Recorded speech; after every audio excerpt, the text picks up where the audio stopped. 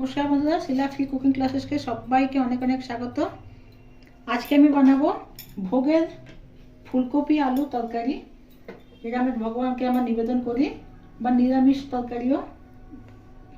যেদিনকার পেঁয়াজ রসুন কেউ খাবেন না ওই দিনকার তরকারি হতে পারবে। তো সেই আমি নিরামিষ ফুলকপি আলু তরকারি আমি আজকে বানিয়ে দেখাবো। ঘরে ঘরে সবাই করে, তবে যারা নতুন রাঁধুনি তারা কী করে করবে এটা আমি দেখাবো। তো তার জন্য আমি কড়াইতে দিয়েছি সর্ষের তেল।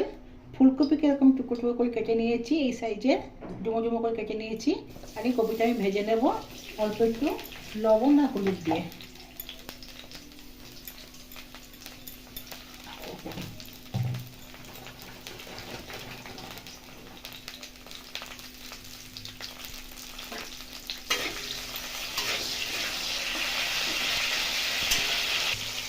ফুলকপিটা এখানে ভেজে নিয়েছি ভালো করে, এবার তুলে দেবো।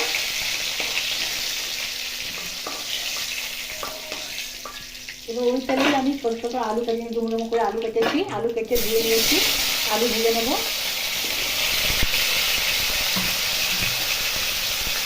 সামান্য হলুদ, সামান্য লবণ দিয়ে ভেজে নেবো। আলুটা ভাজতে ভাজতে আমি এখানে মশলা তৈরি করবো।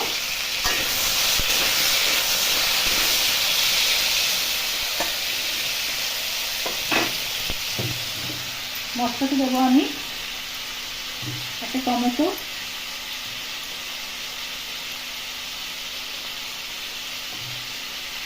দুটো করে আদা, দুটো কাঁচা লঙ্কা আর অল্প জল দিয়ে এটা বেটে নেব।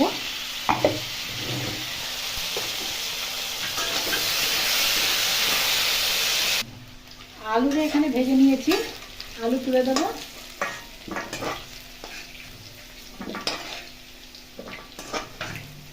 এবার ওই তেলে একটা তেজপাতা, একটা শুকনো লঙ্কা, জিরে আর দেবো এখানে হিং। নিরামিষ তরকারিতে হিংটা দিলে তার স্বাদ বেড়ে যায়, তাই দিলাম এখানে হিং। মশলা থেকে একটা মিষ্টি গন্ধ বেরোলে এখানে বেটে রেখেছি মশলাটা, এটা দিয়ে দেবো।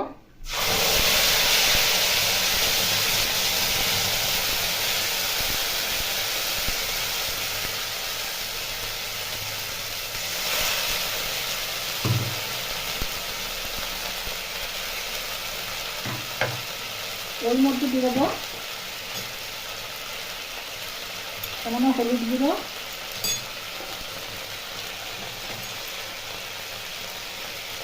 কাশ্মীরি লঙ্কার গুঁড়ো,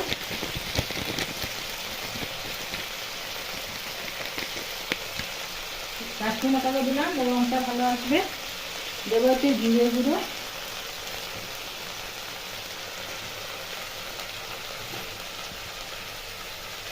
লবণ, তারপর এখানে ধনের গুঁড়ো।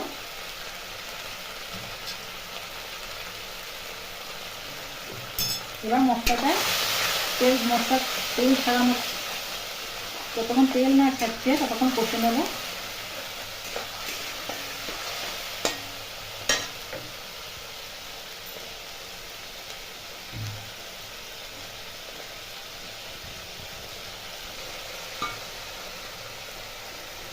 মশলা থেকে তেল ছেড়ে এসছে, এই সময় দিয়ে দেবো কড়াইশুঁটি,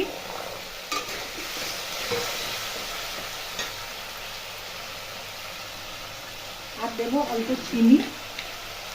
এখানে চিনি দিলে নিরামিষ তরকারিটা ভালো লাগে খেতে, তাই দিলাম চিনি। এবার ভালো করে একটু কষে নেব।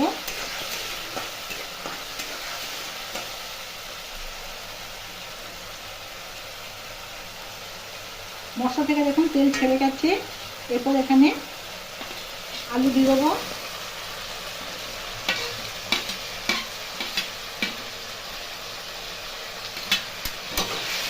আলুটা কষে নেব।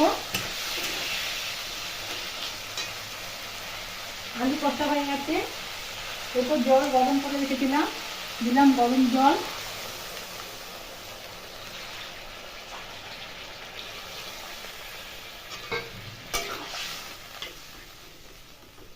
এবার 50% আলুকে সেদ্ধ করে নেব।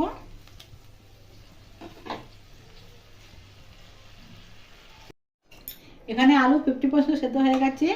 এবার এখানে ফুলকপিগুলো দিয়ে দেবো আর 5 মিনিট চাপা দিয়ে ফুলকপিকে সেদ্ধ করে নেবো।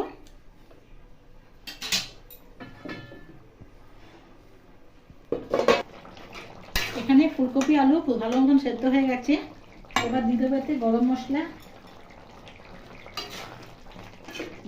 গুঁড়ো আর অল্প একটু হাফ চামচ ঘি। তৈরি হয়ে গেল এখানে আমার নিরামিষ ফুলকপি তরকারি। অথবা ভোগে যদি নিবেদন করতে চাই আমরা ভগবানকে, তখন এই তরকারিটা করে নিবেদন করা যাবে। তো কেমন লাগলো রেসিপিটা কমেন্ট মাধ্যমে জানাবে। ভালো লাগলে লাইক করবে, শেয়ার করবে। আর আমার চ্যানেলে নতুন নতুন রেসিপি পাওয়ার জন্য আমার চ্যানেলকে সাবস্ক্রাইব করে দেবে। ভালো থাকবে, সুস্থ থাকবে। কালকে আবার কোনো রেসিপির সঙ্গে চলে আসবো। ধন্যবাদ।